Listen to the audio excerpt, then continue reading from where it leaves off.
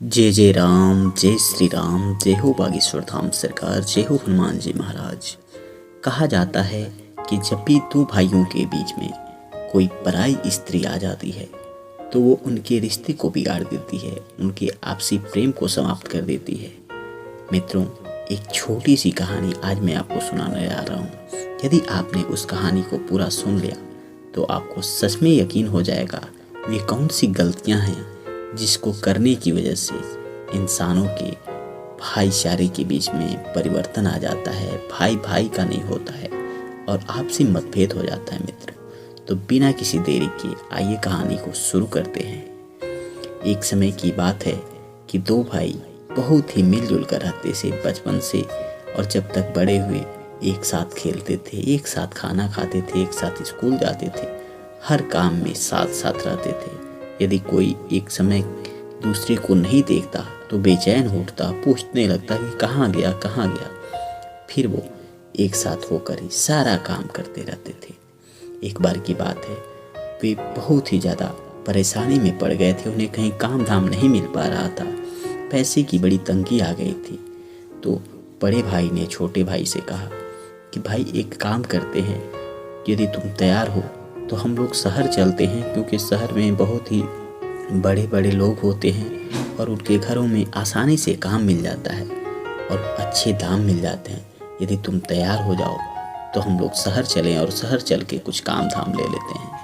छोटा भाई कहा, नहीं भाई, शहर दूर से तो अच्छा दिखता है, लेकिन पहुंचने के बाद से पता चलता है कि लोग काम तो करा लेते हैं लेकिन लोगों को ठग देते हैं। गांव वाले लोगों को बहुत ही ज़्यादा वहाँ परेशानी उठानी पड़ती है, कई बार तो काम करने के पैसे भी नहीं मिलते हैं, इसलिए मेरा तो मन नहीं है। बड़ा भाई कहने लगा, देखो, यदि गांव में हम लोग रहेंगे तो कुछ नहीं कर पाएंगे, आखिर हम लोगों को भी तो अच्छे घर बनाने हैं, अच्छी शादियां करने हैं, घर में और लोग हों, ये सारे काम तो करने हैं जो गांव में रहकर संभव नहीं है।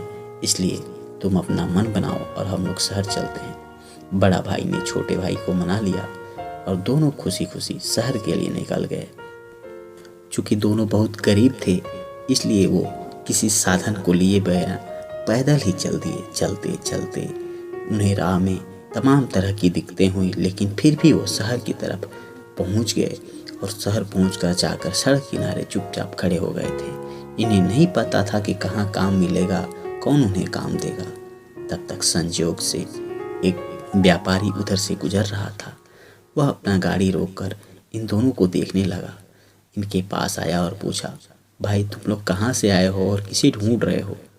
वे कहने लगे कि हम लोग गांव से काम की तलाश में शहर आए हैं, हम लोगों को नहीं पता है हमें कहाँ जाना है, क्या करना है, कैसे काम मिलेगा। वह व्यापारी बहुत ही अच्छा व्यवहार का था।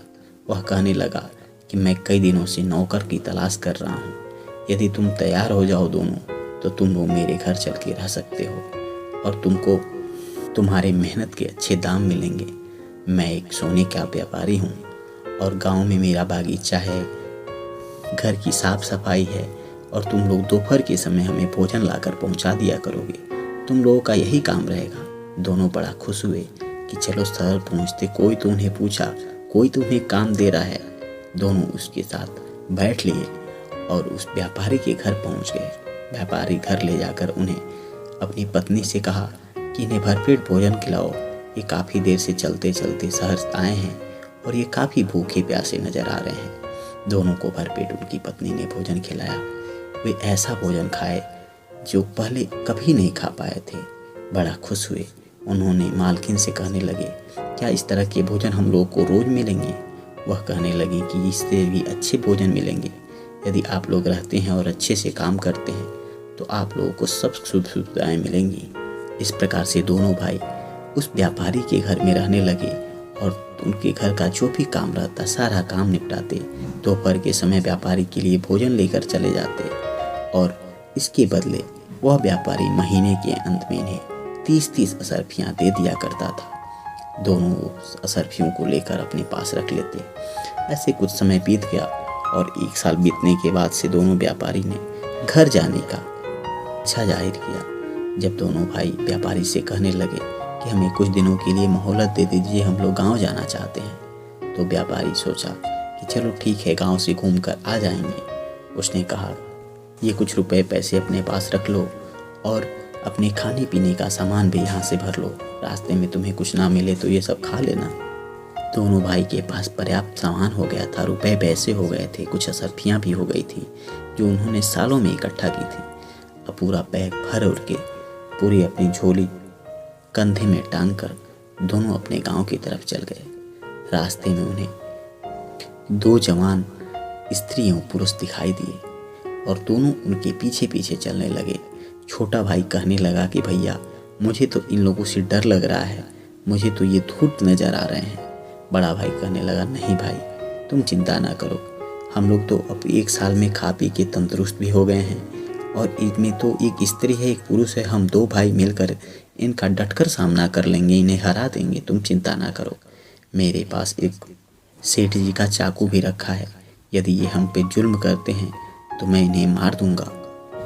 दोनों भाई निश्चिंत होकर आगे बढ़ते रहे और ये दोनों स्त्री पुरुष उनके पीछे पीछे जो ठग थे लगे रहे।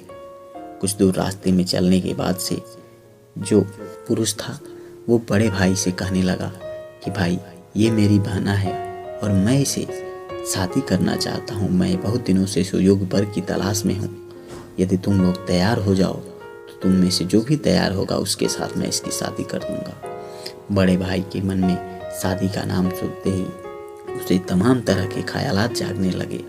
उसका मन होने लगा कि हाँ, मेरी शादी हो जाती। उसने कहा कि देखो, ये तो मुझसे छोटा है, शादी का मतलब सबसे पहला तो नंबर मेरा ही है। छोटा भाई कहने लगा, भैया आप ये क्या कह रहे हैं? शादी विवाह कोई खेल थोड़े ना है कि रास्ते चलते शादी हो जाएगी। घर चलिए, घर चल के इत्मीनान से बातचीत होगी, फिर शादी विवाह का कोई बातचीत होगा। वह पुरुष कहने लगा, मेरे पास इतना फुर्सत नहीं है कि मैं घर जाकर आराम से करूँगा। ठीक है, मैं अपनी बहन का शादी कहीं और कर दूँगा, तुम लोग फिर चले जाओ। बड़ा भाई कहने लगा, नहीं नहीं, ऐसी कोई बात नहीं है, यदि आप तैयार हों तो मैं इससे शादी करने के लिए तैयार हूँ। वह तो ठग था ही, वह अपने साथ बरमाला भी लाया था। वह पुरुष इनको एक बरमाला देकर कहा कि लो, ये बरमाला तुम इनके गले में पहना दो मेरी बहन के, और ये तुम्हारी गले में पहना देगी। इस तरह से शादी हो जाएगा और तुम मेरी बहन को लेकर चले जाओ और मैं वापस शहर लौट जाऊंगा। इस तरह से दोनों ने शादी कर लिया। अब ये दोनों पति पत्नी बन गए और वह उसका भाई जो था, जो ठग था, वह वापस लौट गया। अब रास्ते में दोनों भाई और उसकी पत्नी चलते चलते इन लोगों को प्यास लगा। उसकी पत्नी कहने लगी, मुझे जोरों का प्यास लगा है, तुम कहीं से पानी लेकर आओ। बड़े भाई के मन में स्त्री के प्रति बहुत ही ज़्यादा मोह था। वह अपने छोटे भाई से कहा, देखो, तुम अपनी भाभी का यहाँ देख रेख करना, मैं चाहता हूँ और जल्दी से पानी लेकर आता हूँ।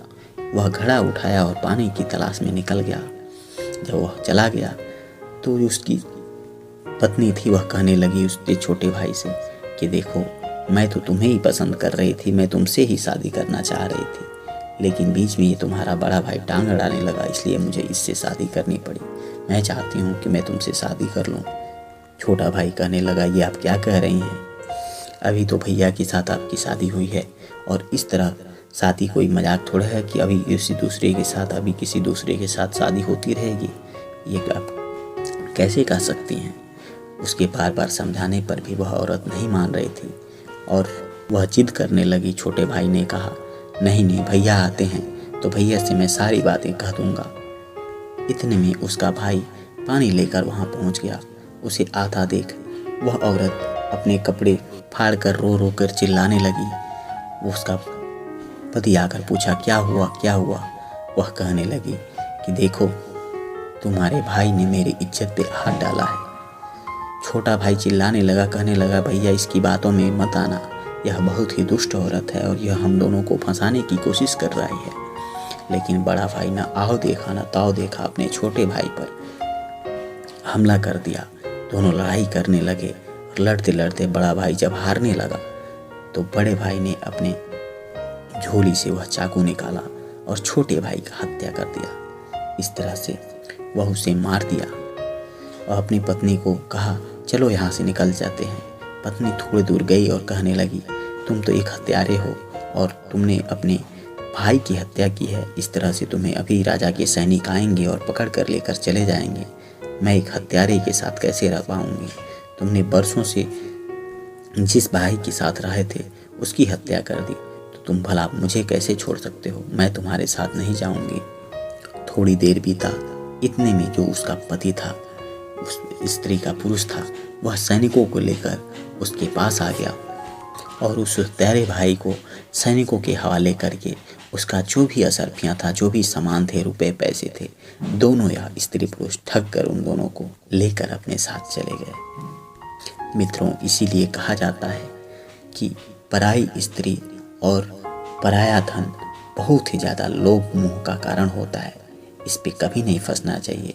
इसमें फंसकर लोग अपने रिश्ते को खराब कर लेते हैं। हमेशा कोशिश करना चाहिए कि इनसे दूरी जितना ज़्यादा बनी रहे, जीवन उतना अच्छा खुशहाल रहेगा। कभी भी भाईचारे के बीच में इन सब को नहीं लाना चाहिए। मित्रों, आज की कहानी आपको कैसी लगी हमें कमेंट बॉक्स में ज़रूर बताएं और चैनल पे नए हैं तो चैनल को सब्सक्राइब कर लीजिए। अपने मित्रों यारों के साथ एक बार ज़रूर साझा कर दीजिए कि उनको भी इस तरह की कहानियाँ मिलते रहें। आप सभी को बहुत बहुत धन्यवाद।